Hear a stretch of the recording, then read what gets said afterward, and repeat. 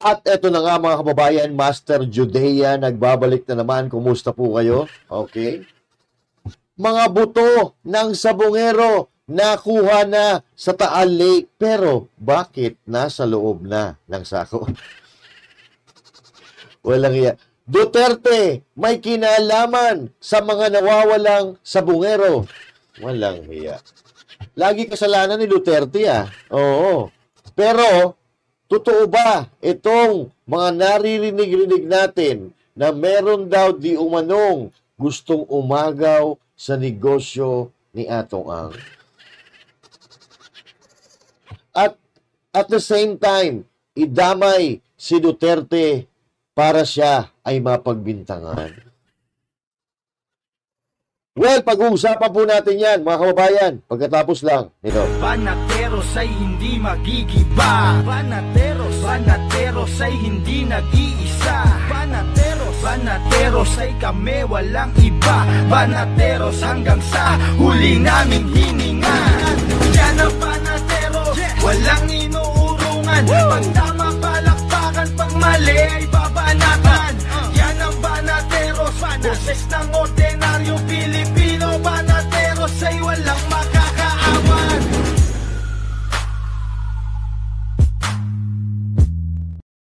At syempre, magandang araw Luzon, Visayas, Mindanao at sa mga kababayan nating OFW sa iba't ibang panig ng mundo. Magandang araw po sa inyo lahat. At syempre, huwag kang kalimutan mag-like, mag-share at mag-subscribe para mapanood din ng iba. Okay? So, noong una pa lang mga kababayan, medyo duda na po tayo dito. Noong wala pa tayong alam sa lahat, may lumitaw na isang tao, pero hindi natin po kinagat ito dahil alam natin na ito po ay ikakabit na naman sa mga Duterte. Okay? And true enough, kahapon, medyo damay na nga talaga dito mga Duterte. Idinawit na yung war on drugs and all that para madamay ang mga Duterte, lalo-lalo na si PRRD at alam naman natin na talaga namang dinudurog nila ngayon ang mga Duterte for the sake of 2028 election. Okay? Pero bago tayo magsimula ito, disclaimer lang, hindi po natin pinagtatanggol si Atong Ang, wala po tayong pakialam kay Atong Ang. Kung mapapatunayan na may sala si Atong Ang, parusahan ninyo. Pero yung idadawit nyo na naman, si Duterte, hindi po pwede. Kahibangan na yan. Okay? Dahil mag-iingay ang taong bayan dahil sa lahat na lang ng kinikilos nyo, Duterte ang nilalaman ng inyong mga isipan. Okay? So, siguro, kahit natutulog kayo, napapanaginipan yung mga Duterte, no?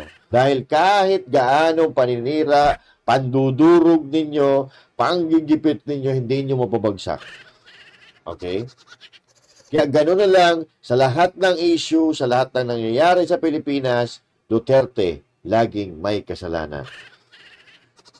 Pero, dito, mga kababayan, sa kaso ng missing sabongero na idinadawit na naman ang pangalang Duterte, pagtahi-tahiin po natin ng istorya tungkol dito, and please use your analyzation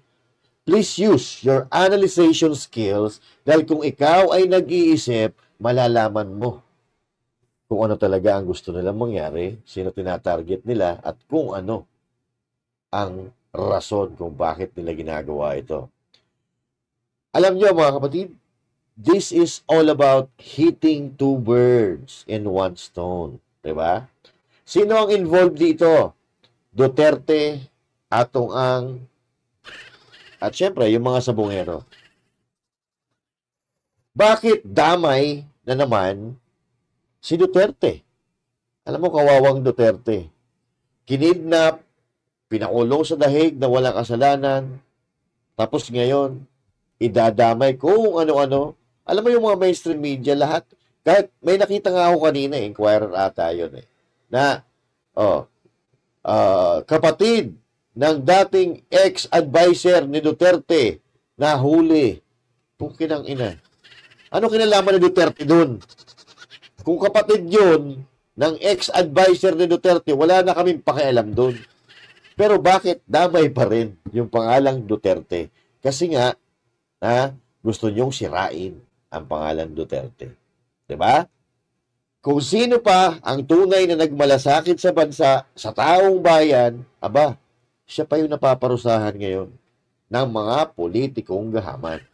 Pero katulad ng sinabi ni Tatay, there's always a time for reckoning. Diba? So let's go back to the missing Sabongeros. Okay?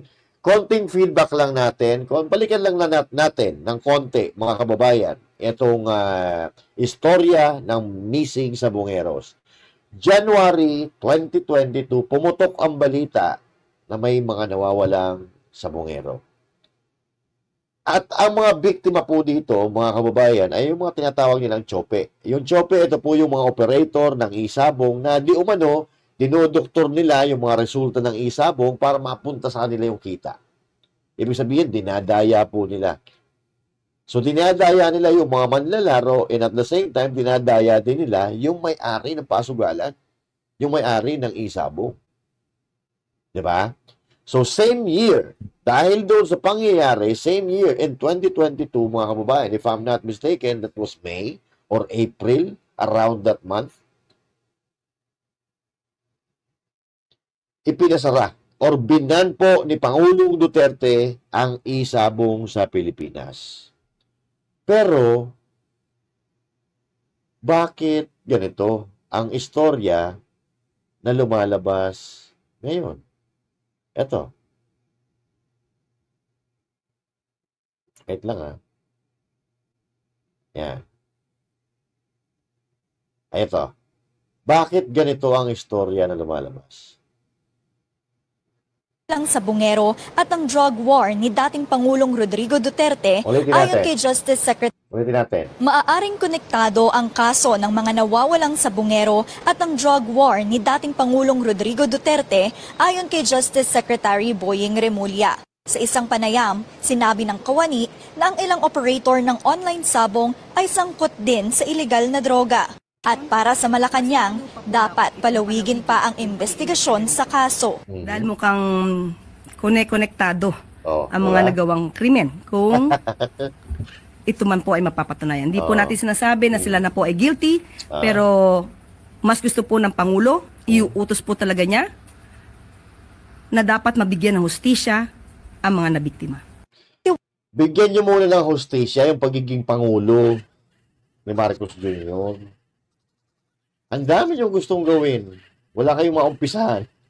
Wala si Remulla na may makikitang katawan ng nawawalang Sabongero sa ayan Taal na. Lake sa Batangas, Ayan na. kung saan sinasabing doon itinapon ang katawan ng mga biktima. Ayon sa suspect at ngayoy testigo na si Julie Dondon Patidongan, posibleng umabot pa ng 100 ang nawawalang Sabongero. Nako. Paliwanag ni Justice Spokesperson Nico Clavano, hindi kinakailangan na makita ang bangkay para mapatunayan ang pagpaslang. Pero kung may madidiskubreng katawan, dagdag ebidensya ito. Paano mo mapatunayan kung walang bangkay? Putang. Pabubo ng pabubo.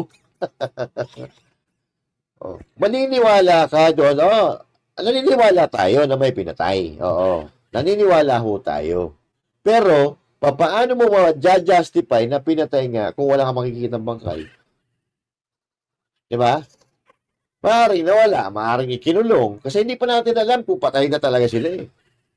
Oo, hindi pa natin alam, not unless makuha yung kanilang mga boto, yung kanilang pagkakakilanlan. Bakit pabubo ng pabubo ang mga nasa gobyerno? Samantala, sa isang pahayag, itinanggi ni Philippine Charity Sweepstakes Office Chairperson at retired judge na si Felix Reyes ang pagkakasangkot niya sa pagkawala ng mga Sabongero. Aniya, hindi siya ang nag-aayos ng mga kaso laban sa negosyanteng si Atong Ang at hinamon niya si Patidongan na magpangalan ng kasong inayos umano ni Reyes para kay Ang. Unang sinabi ni Patidongan na sina Ang at ang artistang si Gretchen Barreto ang mastermind sa kaso, bagay na pinabulaanan ng dalawa. Walang hiya. Si Gretchen Barreto humawak lang ng manok. Suspect na. Walang hiya. Noong 2022, inimbestigahan ng Senate Committee on Public Order and Dangerous Drugs ang pagkawala ng hindi bababa sa 30 Sabongero dahil sa umano'y pandaraya. Pinangunahan ito ni Senador Yan. Bato de la Rosa nang tanungin kung muling iimbestigahan ang kaso. Kasi mamaya na naman, no, magpatawag tayo ng hearing. Sabihin naman ng PNP, makiusap na naman ng PNP na, sir, pwede huwag muna, sir, dahil may ongoing pa kaming pinapalo up, sir. Baka masunog yung operation namin, sir. So, let's give them the whole playing field to operate para mas solve nila itong kaso na ito. Pero kung merong mag-file a resolution na senador, then it's my duty to conduct the investigation, to reopen the case. Para sa impormasyong napapanahon at on demand, Okay. Pero nito mga kababayan, gusto kong malaman at parating sa inyo. maaaring konektado ang kaso ng mga nawawalang sabungero at ang drug war ni dating Pangulong Rodrigo Duterte ayon kay Justice Secretary Boying Remulla. Putang ina. Damay na naman si Duterte No. Sa bungero, anong kinalaman ni Duterte dito? Ha? So logic, mga kababayan. Okay? Logic, kasi kinakabit na naman nila dito Connected sa drug war ang mga sabungero. So ibig sabihin magkakasabwat. Konektado nga di ba? Logic. Kung si Duterte ay kasabwat ng mga sabungero, kasabwat ng may-ari ng isabong, kasabwat ng mga nagpapatakbo ng isabong, sa tingin nyo ipapasara ni Duterte? Sa tingin nyo ipapasara ni Duterte ang isabong? Malamang hindi niya ipapasara dahil kapag ginawa ni Duterte yun, marami ang tatamaan, marami ang mawawala ng hanap buhay, at kung siya ay involved, mga kababayan, malamang ikakanta siya ng mga operator, ng mga tsope, at may-ari mismo ng isabong. Pero ni minsan wala tayong narinig na may-ari ng isabong o operator ng isabong na si Duterte ay may kinalaman dito. Na ang drug war ni Duterte ay kasangkot dito. Wala tayong narinig. So bakit nadadamay na naman dito si Duterte? Kasi nga ayaw nilang tumigil hanggat hindi nadudurog at napapabagsak ang mga Duterte. Wala silang makuhang ebidensya doon sa ipinipilit nilang extrajudicial killings Kaya gumagawa na naman sila ng ibang pamamaraan para maiugnay sa mga Duterte para patuloy na tumayo itong ikinakaso nila kay PRRD. Diba? So now, mga kababayan, kung napapansin ninyo, medyo matagal na po nananahimik ang kaso na ito. And then, suddenly, after all of these years, after all of the things that happened in politics in the Philippines, biglang may lilitaw sa katauhan ni alias Totoy na magsasabing ganito, ganyan. At ito na naman ay bala na ginagamit ng gobyerno para sa kanilang mga kalaban at lalong-lalo na sa mga Duterte. Ito, pakinggan po natin mga kababayan at unawain nyo po ang sinasabi dito nung alias Bototoy. Okay? At mamaya may exam tayo. Kasi ngayon nung pang February. Kasi ngayon July na. Sige, kasi tumakbo ka pang mayor, no? Don. Okay. Ito po, na mayor na ito, kumandidato ito bilang mayor sa isang lugar sa Pilipinas sa ilalim ng Alyansa Malansa. Okay? At sinabi niya dito na alam niya kung saan itinapon yung mga bangkay ng sabungero. So doon pa lang po, nagdududa tayo dahil pwede naman siya lumutang noon pa, pero bakit ngayon lang? Hindi ako naniniwala dito sa mga dahilan niya. Kung nanalo ka bang mayor, tutuloy mo ba itong pagsasabi mong ito? Sa mga 34 ngayon na deklaradong sabungero na may naghahanap ng mga kapamilya, ilan doon ang merong kang personal knowledge? Lahat po yan, may personal knowledge po ako. Okay, saan dinadala, halimbawa, itong mga nawala dito sa arena sa Santa Cruz, Laguna, saan sila dinala? Saan?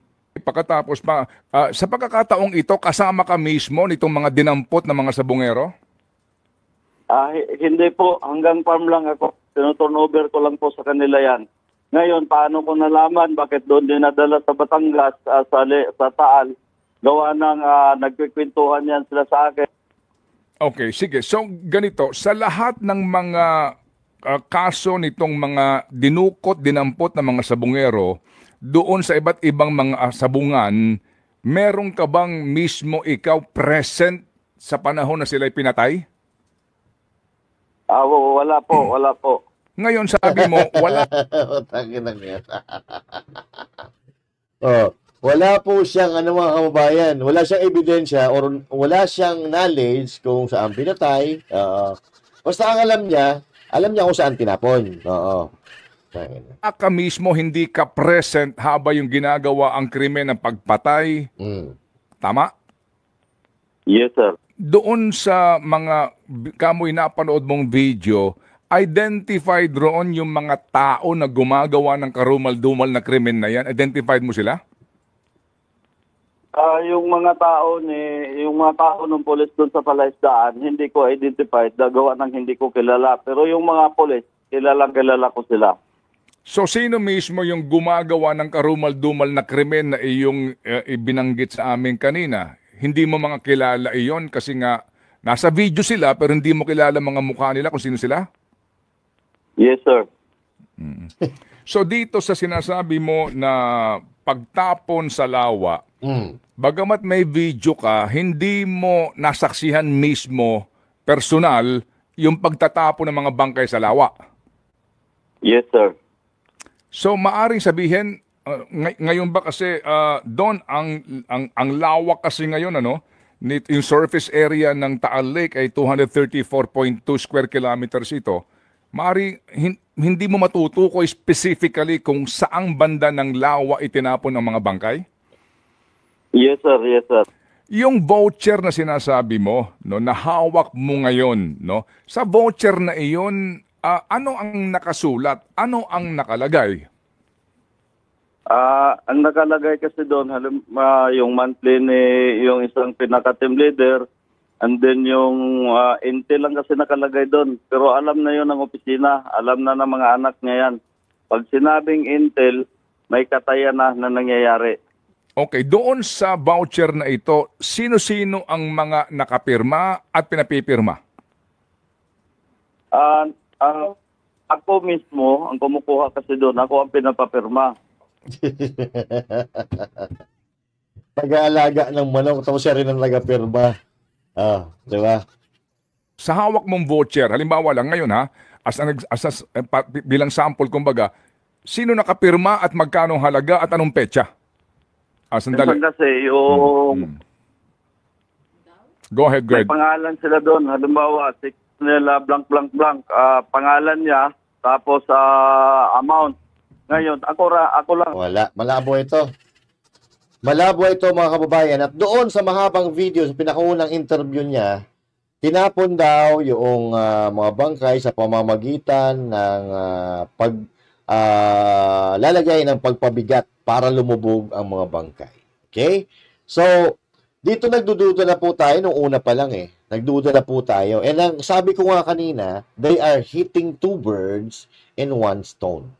Madidiinan nila si Duterte and at the same time, maaagaw nila ang negosyo kay Atong Ang. Okay? At kung sino ang gustong umagaw dyan sa negosyo na yan, kayo na po ang bahala mag-isip at i-comment ninyo dyan sa comment section. Okay? Kasi kung maalala nyo, doon sa Pogo, mga kapatid, doon sa Pogo, mayroong mga ipinasara na Pogo and at the same time, mayroong mga nag-open na bago. Okay? Kasi gusto nilang masolo yung negosyo. At kung sino man yon, alam ko na alam ninyo na yan, alam nyo sa sarili nyo kung sino yan, pero i-comment pa rin ninyo. Diba? Kung sino yung gustong umagaw ng negosyo at kung sino at the same time ang gustong magpabagsak sa mga Duterte para idawit sila dito. Diba? So, kasi kahit anong pilit nating paniniwala, gusto kong paniwalaan Ako gusto kong magkaroon mga kababayan ng hustisya itong mga nawalang sabungero kung patay na talaga sila. So gusto natin magkaroon ng hustisya at kung buhay man makauwi sa kanilang pamilya, pero gusto natin na dumaan ito sa maayos na paraan. Sa paraan na patas na pag-iimbestiga, hindi yung mga tinatawag natin ng mga tanim-tanim na naman, katulad ng pagtatanim ng ebidensya kay BP Sara Duterte, pagtatanim ng ebidensya kay Pastor Apollo C. Quiboloy, pagtatanim ng ebidensya kay President Duterte, kay BP Inday Sara. Di ba? So kaya ang hirap na pong paniwalaan ng mga galawan ng mga hayop na to. Di ba? So ang sabi ni Totoy, itinapon yung bangkay sa lawa ng Taal. Ha? At nilagyan po ng pampabigat para ito ay lumubog. Okay? Pero ito, kanina, nagsimula na po mga kababayan, yung pagsisid diyan sa lawa ng Taal mga kababayan. At ito, no, tingnan po natin kung paano nila nakuha ito. Sige. Come on, let's go. Oy, walang sound. Walang sound. Wala tayong magagawa yan. Courtesy of DOJ talaga. Oh, yan. Oh, yun. Yan. Okay. May sako. Yan. May sako po. Ay, may tinuturo-turo pa na ano. Sige. Sige. Pagbukas, ilang taon na? 2022, 2023, 2024, 2025, 2026.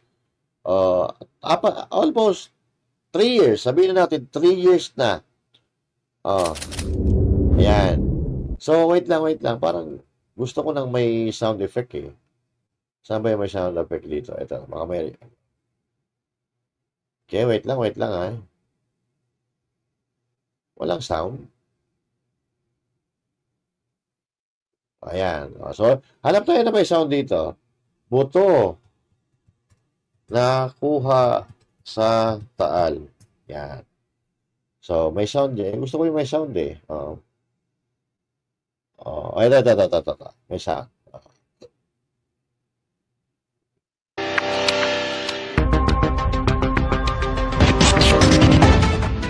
Susuriin kung sa tao o sa hayop ang natagpo ang sako ng mga buto sa gilid ng lawa ng Taal. At bukas naman nakatakdang simulan ang salitang pagsisid ng mahigit 30 diver. Saksi, si Chino Gaston. Sa gilid ng Taal Lake sa bandang Laurel, Batangas, may na-recover ang mga otoridad na sako ng mga buto o skeletal remains. Ayon kay PNP Region 4A Director Brigadier General Jack Wangki, natagpuan ang mga buto sa lugar kung saan sinasabi umano ng whistleblower na si Judy Dondon Patidongan o alias Totoy na dinala ang mga pinatay na missing sa bungin. Pero ang sabi ng Dondon, wala siya na legs kung saan itinapon kasi napakalawak. Di ba? In-interview ni Ted Pailon eh. Sabi ni Ted Pailon, pero wala tayong idea kung saan itinapon yun kasi napakalawak ng lake. Sabi ni Totoy, oo.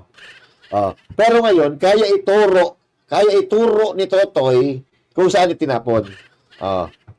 Pero bago sila itapon sa Taal Lake, isa sa ilalim sa pagsusuri ang mga buto na hindi pa malinaw kung sa tao o sa hayop. Kanina, nagsagawa ng ocular inspection ng technical divers ng Philippine Coast Guard malapit sa fish cage sa Taal Lake. Sa bahagi ng Laurel, sinuri nila ang lalim at kondisyon ng lawa. Ayon sa Department of Justice, inuupahan umano ng isa sa mga suspect sa kaso ang naturang fish cage. Natukoy ng DOJ ang lugar kung saan sisimulan ang paghahanap base sa mga isiniwalat ni... Okay. Kung ikaw ay may ginawang kalokohan, yung mga ebidensya ba, saan mo itatapon? Halimbawa, magtatago ka ba ng ebidensya sa bahay mo? Magtatago ka ba ng ebidensya doon sa lugar na may kinalaman sa'yo? Magtatapon ka doon? Parang hindi. Tuloy. Patidongan, nagkaroon ng surface search kanina sa lugar ang mga diver pero wala pang nakitang indikasyon kung naroon nga ang hinahanap ng mga labi. So right now, nag-start na tayo ng initial natin survey. The operations already started and nag-ocular lang tayo and ina-assess natin yung other equipments that we'll be using. Okay, this is maganda yan. no? So characteristic niya, lalo na pagka maalon and nakikita nyo naman murky. No? So same yun sa bottom. As you go deep, medyo lumalabo, maburak din yung lugar. Simula bukas, mahigit 30 diver ang magsasalitan sa pagsisid sa lalim na 30 hanggang 50 meters at posibleng gumamit pa ng specialized diving equipment at gas mixtures para sa kanilang kaligtasan. Posibleng gamitin din ng sariling remotely operated vehicle ng PCG sa paghahanap kung kinakailangan. Humingi na rin ng tulong ang DOJ sa Philippine Air Force para madala oras na aprubahan ng Japanese government ang mga hinihiram na ROV. Kung gaano katagal gagawin ang paghahanap, sabi ng DOJ, well, until we have a good picture, we will not stop.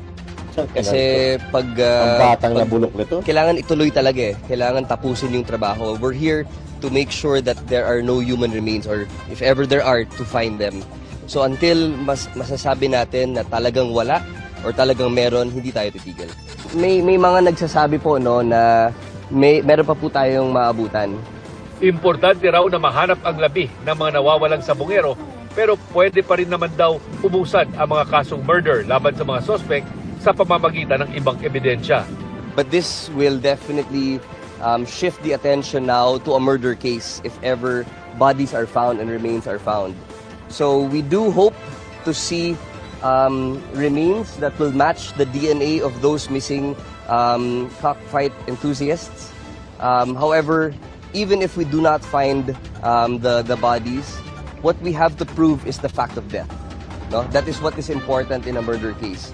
Isa sa mga naghahanap ng hustisya, si Carla, di niya tunay na pangalan.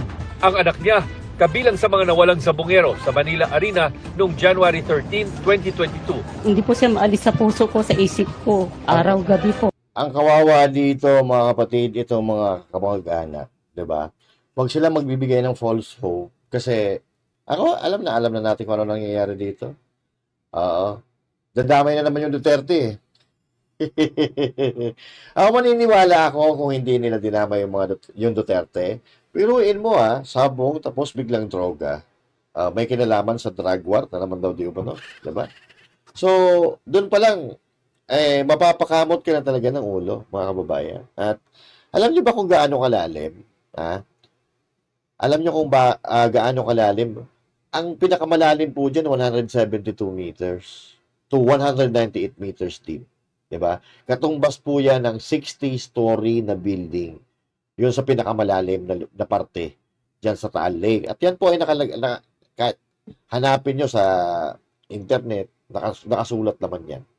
Ito use your kokote po. Okay? Hindi pa naman po nila sinasabi na ito yung mga buto ng sabungero, pero yun po ang inaano nila Yun po ang pinoportray nila Yun po ang gustong iparating nila sa mga Pilipino. Sa pagbabalita nila, ito ang gustong iparating. Parang ito yung mga buto ng mga sabungero. No? So, use your kokote. Ang sabi ni Totoy, itinapo yung mga bangkay, nilagyan ng pabigat para hindi lumutang. Ang tanong, bakit yung mga buto biglang nasa loob ng sako? Diba? So, isinako ng mga isda habang yung mga buto dahil alam nila na may sisisi dito? Isinako ng mga isda yung buto? Kahit ako, ikaw, sa karinderya, halimbawa, ikaw may karinderya ka, sabihin nyo nga sa akin kung yung buto isinasako ninyo. Di ba? Isinasako ninyo yung buto, tapos itatapon nyo sa Taal Lake. Parang wala namang gumagawa ng ganun. Ano ito? Tanim? Kaya tulad lang dati, sinasabi nila, katulad ng istorya ni Bantag, na mayroon daw mga tao pinatay at inilibing diyan sa loob ng Bureau of Correction. Tapos ano nakuha nila? Buto ng manok. Di ba? Yun ang problema kasi sa gobyerno natin. Yung salita, tapos kulang sa gawa. Mana-mana sa amo presidente.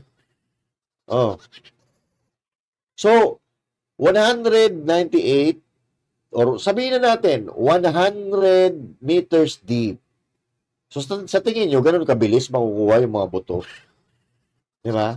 Makukuha nila agad ng ganun kabilis. Ako, alam ko na mabilis nila makukuha yan kung alam nila kung saan pupuntahan. Kung may naglagay, kung alam nila kung sino naglagay niyan. Mapapabilis yung paghahanap nila. Pero para sa akin, mga kababayan, hintayin natin kasi idadaan naman yan sa forensic That's the key. That's the key para malaman kung ito ay buto ng tao. Kasi ito kung malaman ito na buto ng tao, syempre sasabihin, ito yung mga sabungero. Pero kung pagtatahi-tahiin natin ang istorya, itinapon ng mga bangkay, nilagyan ng pabigat para lumubog, pero bakit nasa loob ng sako? Oo. Bakit nasa loob ng sako? So, ang bottom line here is that, mga kababayan, katulad nga na sinabi ko, may gusto daw di umanong umagaw sa negosyo ni Atong Ang na eto kasing negosyo na to, mga kababayan, parang nagwawalis ng pera dito eh. Parang nagwawalis, parang namumulot ng pera sa negosyo na ito ni Atong Ang. Kaya siguro, gano'n na lang ang pag-iinit sa kanya para maagaw ang negosyo niya. At kung sino man ang gusto umagaw yan, ay alam mo yun na kung sino yan. Diba? Oh. At the same time, gusto nilang ikabit na naman sa mga Duterte, masira si Pangulong Duterte, at babagsak na naman yan sa impeachment ni VP Sara Duterte. Lahat po ito, mga kapatid, lahat po na nangyayaring ito sa ating bansa ay lahat ang pinag-uugatan po ay politika. Imaginein po natin, 3 taon na po sila na nandyan. Wala pa tayong nakikita na kahit pa paano pag-angat ng buhay ng mga Pilipino. Wala pa tayong nakikita na magagandang proyekto, infrastruktura o kung ano man na dapat na pinagkakaabalahan nila. Dahil sila po ay abalang-abala sa pagsagot sa mga kritiko nila at abalang-abala sila sa paglilinis ng landas na dadaanan nila patungo doon sa hinahangad nilang tagumpay o mga pwesto na gusto nilang makamit. At kung totoo itong mga naririnig natin, mga kababayan, na ayaw na nilang bitawan na naman ang mga posisyon na kanilang hinahawakan. So kung noon, yung dating Marcos, hinawakan ng 21 taon, mga kababayan, di ba ba tayo nagsasawa? Nakakasawa na yung ganito. Naungusan na po tayo. Naungusan na po tayo ng mga karating bansa natin dahil sa putang inang politika na yan. Nakaranas tayo ng konting kaginhawaan noong panahon ni Duterte, maraming nagawang infrastruktura, maayos ang kalagayan ng bansa natin. Pero after that, mga kababayan, bumalik tayo sa kalugmukan. Mga durugista naglipa na naman. At ang kasinungalingan ay nababayani ngayon sa loob mismo ng pamahalaan. Pero, mga kapatid, huwag tayo mawawala ng pag-asa. Hanggat mayroong lumalaban, hanggat mayroong nagtatanggol sa mga Pilipino, at hanggang mayroong Duterte na nagsasalita at handang ipagtanggol ang mga Pilipino, huwag po tayo mawawala ng pag-asa. Dahil si VP Sara Duterte nga, nagbanta na. Eto, panoorin po natin. I have a question. As an excellent, hardworking Vice President with 3 consecutive unmodified opinion from COA, what is your message to your detractors who tries to pull you down to the mud when in fact you're shining like a star? Sinabi ko na yan. Kuyawa po na ato. Itong beauty contest with beauty queen answer, no? Grabe. No, ano lang. As I said, diba, before, when they started, sabi ko, you just try and drag me to hell. Then, we'll see. VP, mabuhay ka. Mahal ka ng mga Pilipino. Thank you. I have a question. As an excellent, hardworking Okay. They can try to drag me in hell, then we'll see. So, medyo simple lang yung sagot ni VP Sara Duterte, pero malaman yun. Kung tatagalogin natin, pwede nila akong ipahamak, pwede nila akong hilain, pwede nila akong hilain pababa, pwede nila akong durugin, pero tingnan natin. Yun ang sabi ni VP Sara Duterte. So, hanggat may mga Duterte na nagtatanggol sa mga naapi, ang nagtatanggol sa kapakanan ng taong bayan, wag po tayo mawawala ng pag-asa, mga babayan.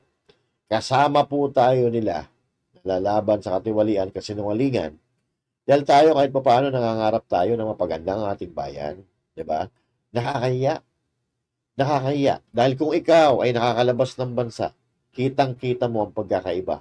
Kitang-kita mo kung gaano kahirap ang ating bansa. Mapapamura ka talaga. Okay? Kaya gusto ko malaman ng ating mga kababayan Pilipino na hindi nakakalabas ng bansa. Try to research kung ano na ang kalagayan ng mga karating bansa natin.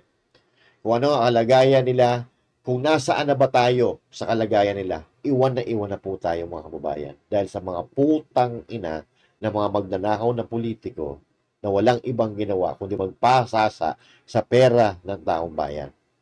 Okay? So, hindi po uunlad ng ating bansa kung mananatili na ganito ang sistema.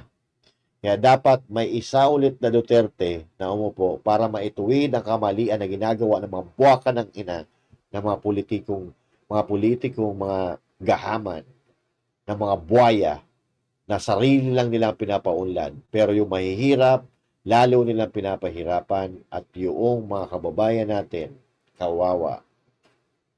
Na imbis na sana, hindi na nangingibang bayan, dahil napakarami naman at napakayaman ng Pilipinas, pero dahil sa mga buwakan ng ito, ng mga politikong buwaya dito sa Pilipinas, hindi po ulan ng ating bayan. Kaya doon lang po tayo sa tama, mga kapatid. At alam ko naman na nakikinig na sa atin, ng ating mga kababayan, nakikinig na sa mga opinion ng mga vloggers, ng mga Duterte, dahil alam na, sila mismo nagsasabi na nabudol na, 'di ba? Kaya huwag kayong mag-alala dahil lahat naman ng nangyayari sa mundo ay mayroong hangganan.